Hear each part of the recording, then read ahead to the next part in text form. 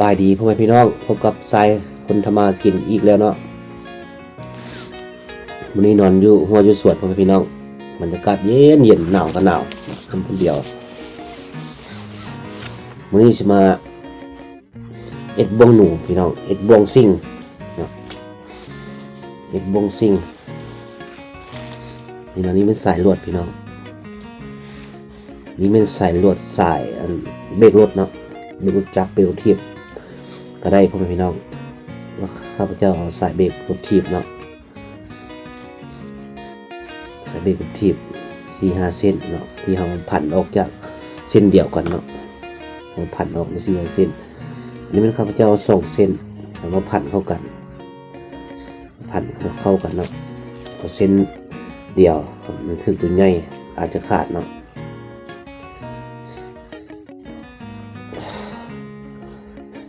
เบิ่งวิธีมันพ่อแม่พี่น้อง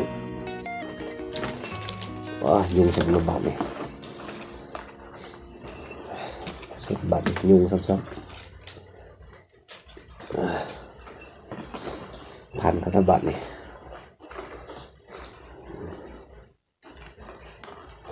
มาแล้ว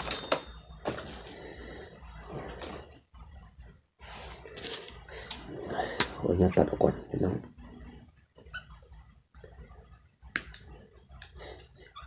2 เส้นนะพี่น้องเนาะ2 เส้น3 เส้นก็ได้เนาะข้าพเจ้าเอา2 เส้นมาพันเข้ากันเนาะพันเข้ากันมันจะเป็นอย่างนี้เนาะพี่น้องมันจะเป็นสายอย่างนี้เนาะพันเข้ากันเป็นสายละเอียดเนาะซื้อจัด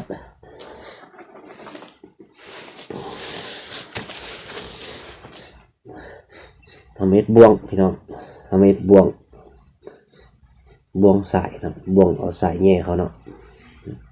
เอาเหล็ก6พี่น้องเหล็ก6แล้วเหล็กตะปูก็ได้เนาะให้แบบนี้ครับพับเนาะพับตรงในไส้ขีมพี่น้องขีมนี่หั่นเข้าบิดเข้าเนาะบิดเข้าจำ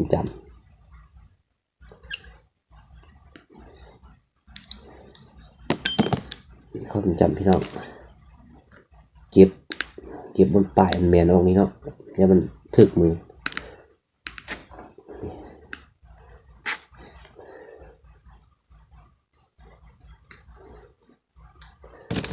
เป็นลักษณะอย่างนี้เนาะพี่น้อง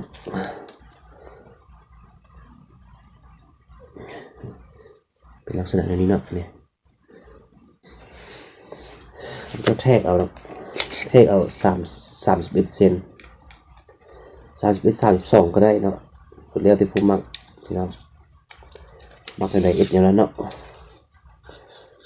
จะแทกเอา31 เซน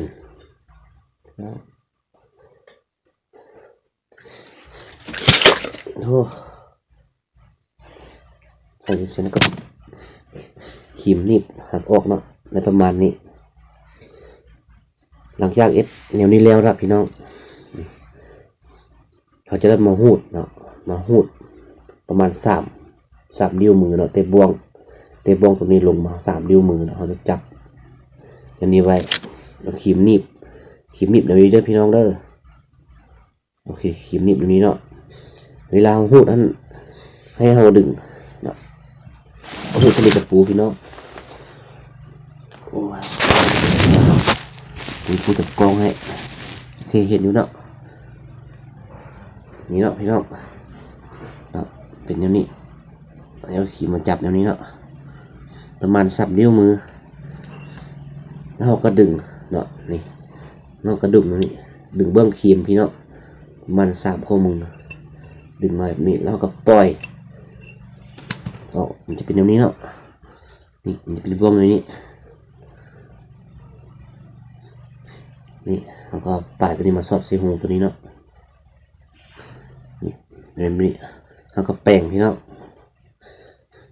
แป้งบ่วงแก้วเนาะแป้งบ่วงให้ซ้ำกับหัวตัวหนูพี่เนาะให้ซ้ำกับหัวตัวนี้หลุมหัวหนูนิดนึงหรือว่าซ้ำขวดคาราบาวอาจจะพอดีเนาะขวดคาราบาวแป้งก็ได้ประมาณนี้พี่น้อง ถ้ามันบุ้มมันเบี้ยวไปทางไหนสามารถบิดได้แปลงได้เนาะ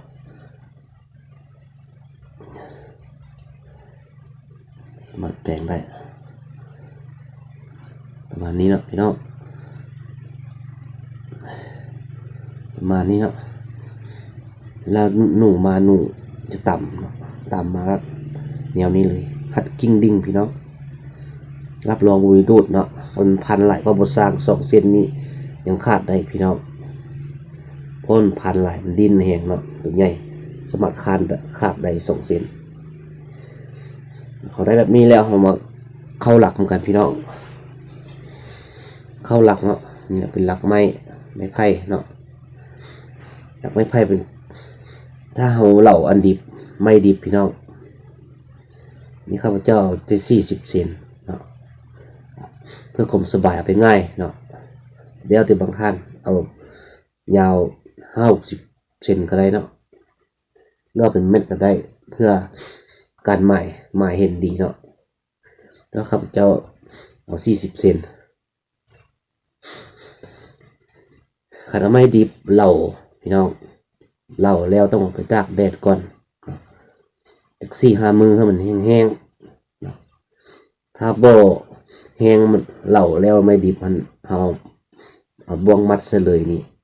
2-3 มื้อไปไม่จะเหี่ยวไม่จะบ่วงนี้หลุม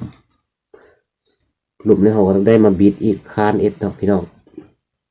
แล้วมันตากแดดก็รู้ว่าไม่ตายเหล่าแห้งดีเนาะนี่ข้าพเจ้าก็ไม่ดิบเนาะเราตากแดดไว้4-5 มื้อถ้าบอกเท่านั้นมันจะหลุมลวดมันจะหลุมมันจะได้แปลงคืนหมดทุกอันเนาะเอาวิธีเข้าไม้พี่น้อง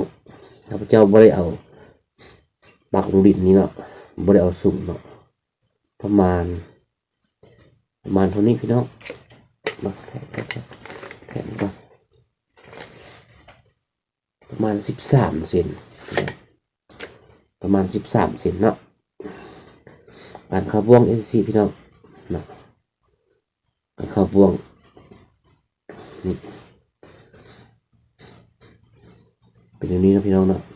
บ่ให้บ่วงลงสิเด้อบ่ให้บ่วงลงเดี๋ยวนี้เนาะบ่วงตั้งขึ้นหน่อยสิเขาพันเส้นไม้2 หอบพี่น้องเพื่อความแน่น2 หอบเนาะพันเขาเลยอย่างนี้เนาะ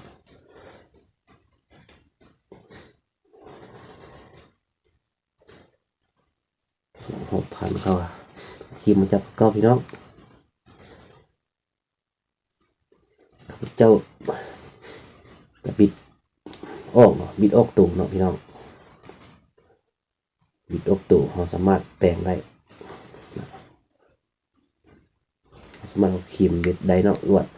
พยายามเย็ดแหงพี่น้องสามารถคาดได้เนาะลวดนี้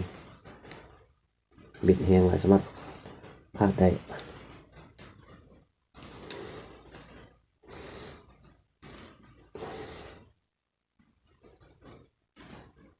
บิดไปเนาะ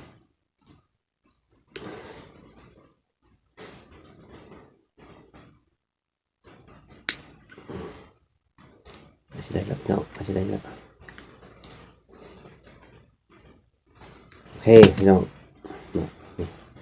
เป็นแบบนี้เนาะพี่น้องเนาะเราบ่วงดีดเนาะตัวนี้เราสามารถปรับได้เป็นบ่วงใหญ่บ่วงน้อยได้เนาะอิงใส่ก็ตามโครงหนูพี่น้องคิดว่าหนูใหญ่เขาคิดบ่วงเอาใหญ่คิดว่าหนูน้อยเขาคิดบ่วงเอาน้อยเนาะหลังจากเราเห็นคลองคักแล้วพี่น้องดาวปักลงเนาะให้มันอยู่ถึงหน้าดินท่านนิ้วนึงประมาณคิดว่ามันไก่ถึงหน้าดินประมาณนิ้วมือนึงเนาะพี่น้องปักลงเลยเนาะสมมติว่าหนูมานะตามคลองพี่น้องมันจะเข้าไปแล้วมันจะ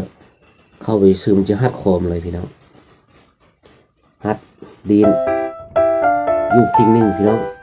รับรองเลยพี่น้องปั๊บพี่น้องบ่เหลือเนาะปึ๊บเรียบร้อยพี่น้องเสร็จแล้วหลังหนึ่งนะ นี่ก็เป็นวิธีของข้าพเจ้าผิดพลาดประการขอโทษขออภัยอะไรข้าพเจ้าเอ็ดแบบนี้มันคือคนพี่น้อง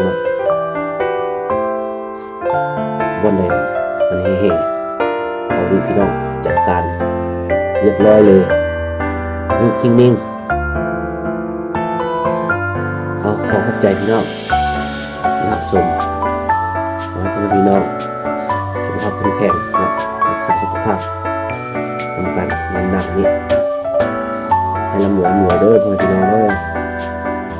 ตามชมคลิปตัวไปเด้อพี่น้องเด้อกดไลค์กดแชร์กด Subscribe ให้ข้าพเจ้าเลยเนาะขอขอบใจ